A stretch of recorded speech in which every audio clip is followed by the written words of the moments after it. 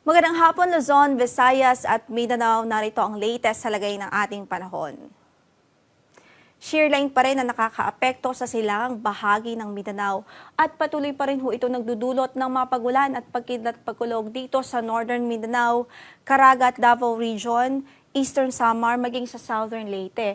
Kaya't patuloy rin ang ating abiso at paalala sa mga kababayan doon na doble ingat lalong-lalo na po sa mga low-lying areas at mga bulubunduking lugar dahil posible pa rin ang mga flash floods at landslides na dulot ng mga prolonged rains o patuloy na pagulan due to shear line. Samantala, malakas pa rin ang amihan at nakakaapekto pa rin ito sa buong Luzon at maging sa Visayas. At ngayon nga po ay nagdudulot ito ng maulap na papawirin na may mga mahihinang pag-ulan dito sa Cagayan Valley Region, Cordillera Administrative Region, Aurora, Quezon, maging sa Bicol Region. May mga pag-ulan ring inaasahan dahil sa amihan dito sa Eastern Visayas o sa natitirang bahagi pa ng Eastern Visayas. Sa natitirang bahagi naman ng Luzon at Mindanao kasama ng Metro Manila, posible tayo makaranas ng mga isolated o pulo-pulong mahihinang pag-ulan na dulot ng amihan any time of the day po yan.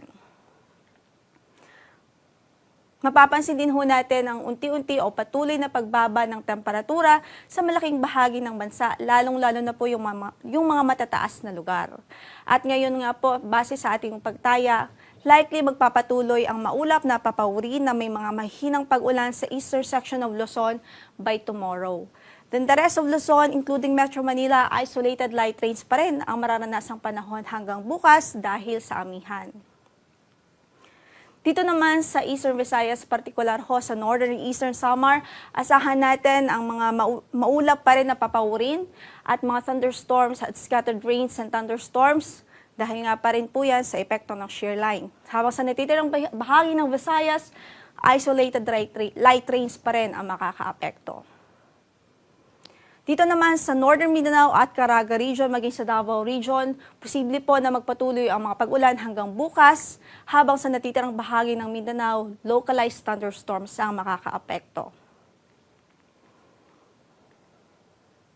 Samantala, narito naman ang mga lugar na nakataas ang ating gale warning. Hindi po advice na pumalaot ang mga maliliit na sasakyang pandagat sa mga nabanggit nating lugar o sa mga lugar na ito dahil nga po inaasahan nating maalon pa rin hanggang sa napakaalon ng ating kondisyon ng karagatan doon.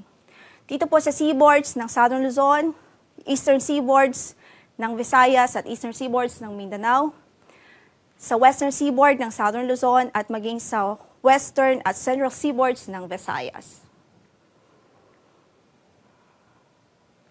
Para naman sa ating 3-day weather outlook, likely maging dominante pa rin ang amihan sa Luzon by Sunday hanggang Tuesday. So mga isolated light rains pa rin ho ang mararanasang panahon natin.